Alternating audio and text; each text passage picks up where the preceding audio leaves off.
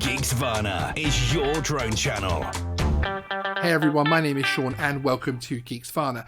Today we're bringing you some breaking news. The story of Benjamin Dodson, a Nashville, Tennessee resident and business owner who has been arrested for flying his drone over the recent protests which have been sweeping across America and the world. Benjamin very kindly joined me today for an impromptu interview, of which the edited highlights are coming up right now. First of all, tell us a little bit about yourself in drone terms, how long you've been flying drones, whether you're Part 107 qualified. I've been flying roughly for about 4 years, and I started with typical Walmart $100, $45 ones, a couple of the Parrots like the X-Wing. Oh yes, or the Swing, and I really enjoyed those. The thing that I didn't enjoy is once you lose connectivity, it takes that last input and keeps on with it, and then it's a foot race to go try to catch them. Indeed. So I kind of laid low on them for a while, and I said, you know what, I see all the reviews on this, that, and I went ahead and purchased a Spark, the DJI. And, my first time ever launching it was really nerve-wracking. It's fairly heavier than what I'm used to, not the cheaply made. And it took me a little bit of time to adjust to pushing it out there, getting the controls, a couple of the DJI care packages purchased, getting a couple replaced after hitting a couple walls. Ouch.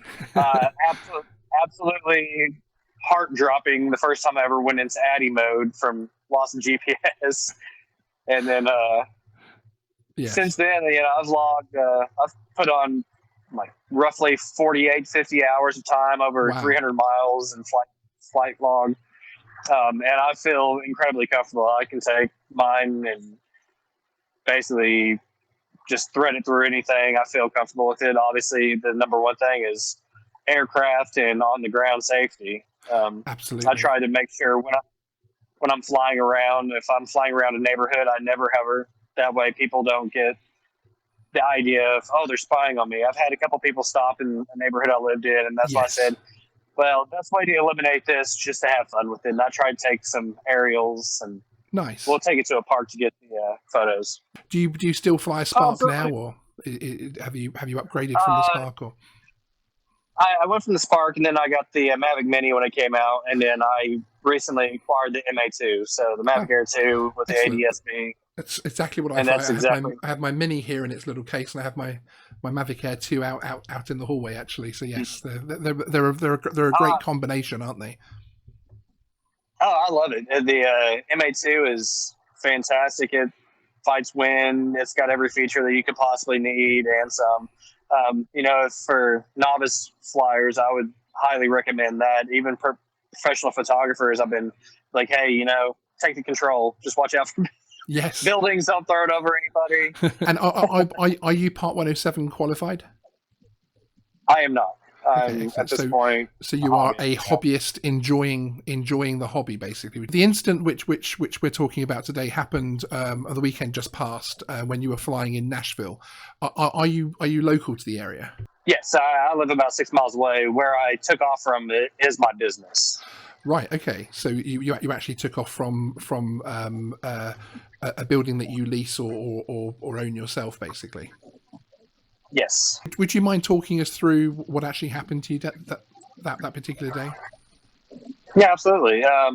So as we know, with the events around the world, there's been protests every day. This was the third protest in Nashville to be slotted here. And right before the protest, I decided, I'm going to get a little bit of footage. Obviously, this is a turning point in the nation with everything going on, and I wanted to capture history, and Absolutely. B, I wanted to make sure, I wanted to see the path of the protests and see where they were coming, see if they come down businesses.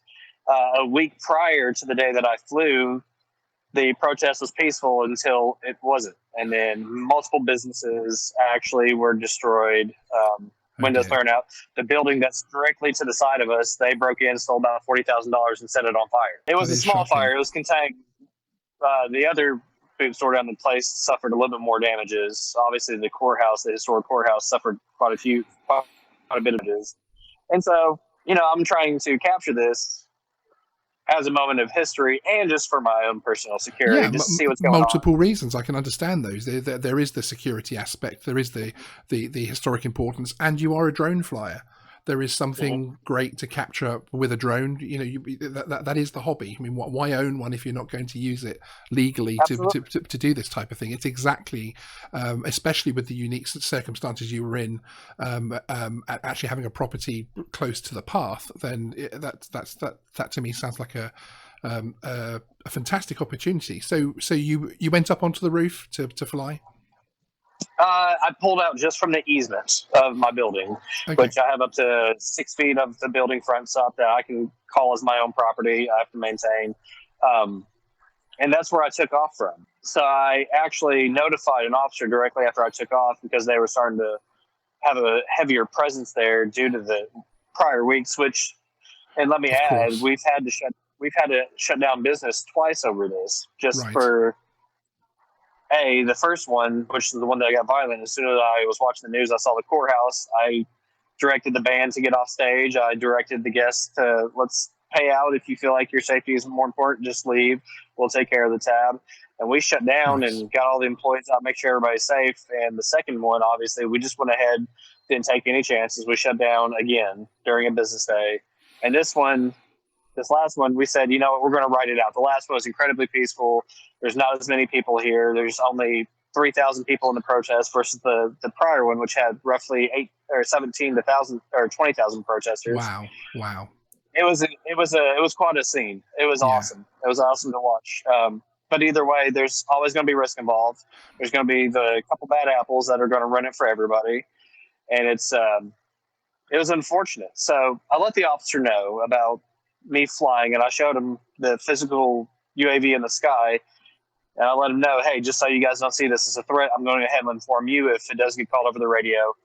You have a reasoning, or at least have eyes of where this person's flying from, where the ground the pilot is. Excellent. And they said, it's probably not the best time to fly, but he's like, just be careful. People could throw stuff at it, try to knock it down. And so I was like, I agree with you. And I flew up to the altitude of 97 feet is the max I saw on my telemetry. So the first couple pictures I got was roughly about 300 feet away from the protesters over a building. And then I maneuvered it to where it was probably about 100 feet away from the protesters, still over a building. Yes. And that's about when the officer came up to me, the secondary officer came up to me and said, hey, it's illegal to fly over crowds. And I know, yes, I'm not going to lie to you. I've obviously registered my UAV with the FAA, so I have to answer honestly. So I told him yes. He was like, so you know that what you're doing is illegal. And I explained to him, I was like, actually, I'm not over a crowd. I'm over a building. The only time I did fly across the crowd was when the officer instructed me to bring it home. And that's when I said, pulled the control directly and just beelined it. Keep in mind, I had visual line of sight the entire time until the officer approached me. He distracted me from my visual line of sight. And it was about 700 feet out from my location. Yes. And as soon as I brought it back and landed it, he said I was under arrest for trespassing. And also, there were helicopters in the sky, and I was looking at my flight radar, and they were hovering at 1,700 feet. The McDonnell Douglas 500, it was lower than that, but I didn't have any radar on that. It wouldn't pull up on the ADS-B. Okay. Yes, indeed. But I was still below the 400-foot mark, and I was well above the crowd enough to where if I did lose sun power, it wouldn't hit terminal velocity. It wouldn't be as damaging. Absolutely. That way, people on the ground and in the sky are both safe. And it's important, as you were saying about the air sense, of course, it's important to stress that it was the Air 2 that you were flying with that day, which obviously has so many more sensors on it and is a vastly more capable drone than the Mini. And indeed, as you say, it has the air sense. So if these helicopters did get anywhere close, you're actually going to have these wonderful new alerts going off on screen. So I mean that was almost the perfect drone to have in the air that day, wasn't it? Really, with the new system on there. It's fantastic. And there was no TFR, obviously, I wouldn't have been able to launch. Now, I am approximately 1,800 feet away from what's becoming a restricted airspace because of BNA Nashville International Airport.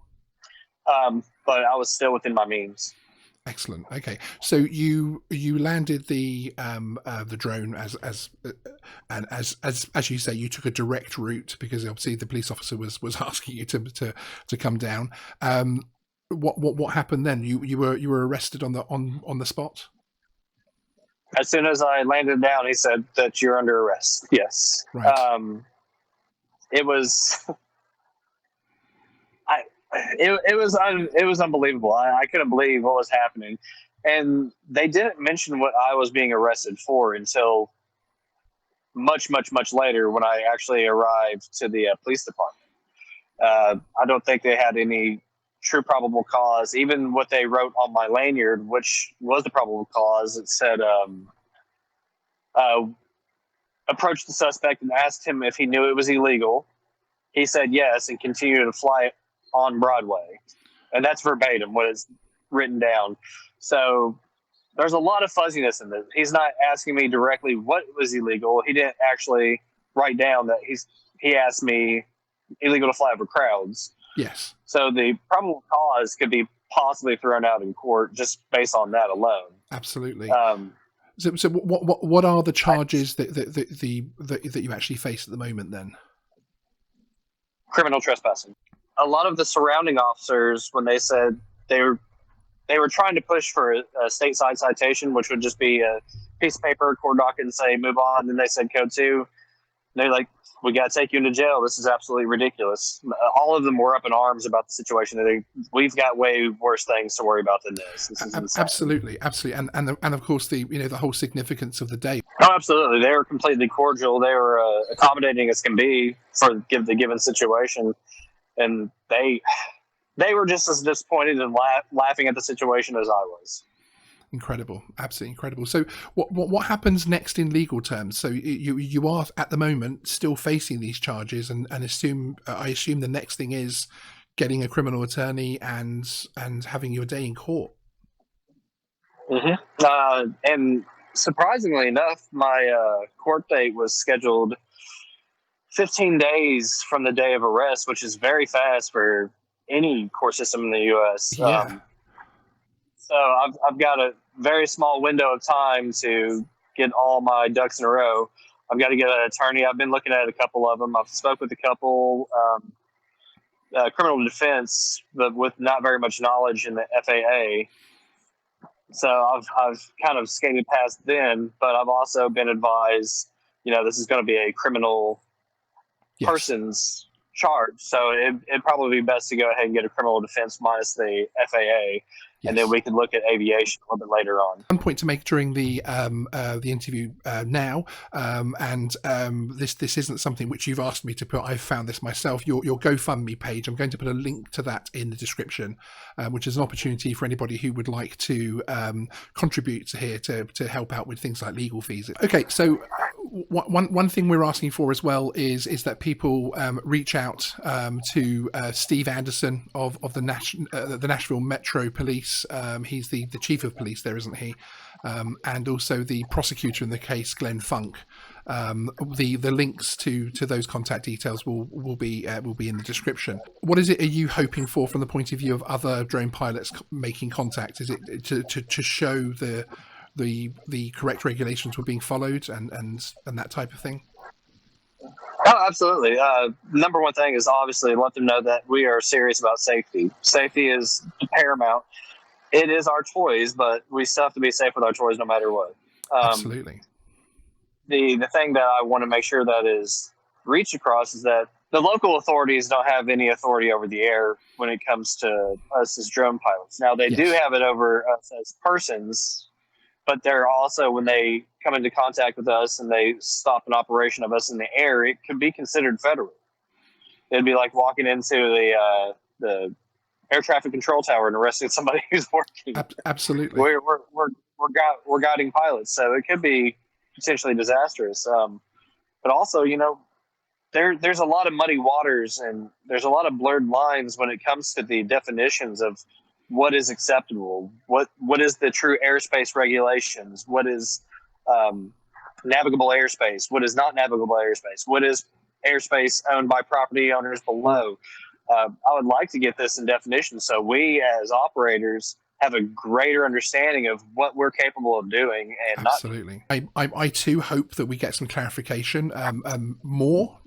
I hope that this doesn't become a significant issue within your life personally, and I hope actually the first thing I hope is this gets resolved quickly and with the least pain to you and your circumstances as possible, because of course this, flying a drone, being criminalized for flying a drone safely would not be a good situation for anybody's personal circumstances, and I hope anybody that watches this from any kind of authority over in Nashville can understand that. The implications this could have on my future too, because I recently just registered and started applying for my private pilot's license so I could pilot manned aircrafts, and this could completely just wash all this away.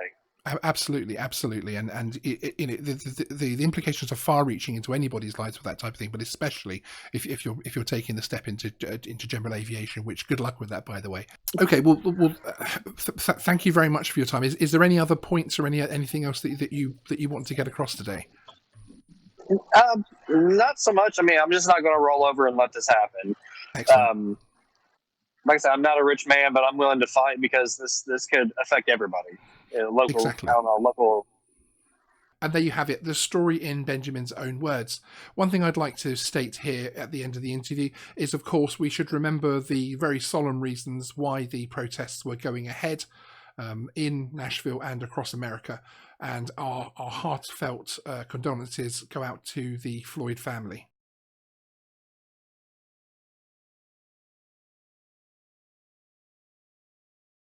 What are your thoughts on this story? Do you feel like Benjamin is in the right or the wrong here? How do you feel the police handled the situation? Let me know in the comments below. I'd be very interested to get the feedback of the community on this one, especially the US qualified drone flyers. We will, of course, keep you fully up to date with any developments in this story. As Benjamin stated in the interview, he has a fast approaching court date for this matter to start being dealt with. Also, one thing to note is that Benjamin Dodson will also be live on Thursday Night Live with Ken Heron tomorrow evening, which is 1 a.m. UK time and 7 p.m. Central. Head on over there. There's a link in the description. Thursday Night Live is a fantastic entertainment show, and I'll be there in the live chat myself, so I look forward to seeing you there. If you're new here to Geeksvana, please consider subscribing and hit the notification bell to get the latest drone news first. Thanks for watching. See you in the next video.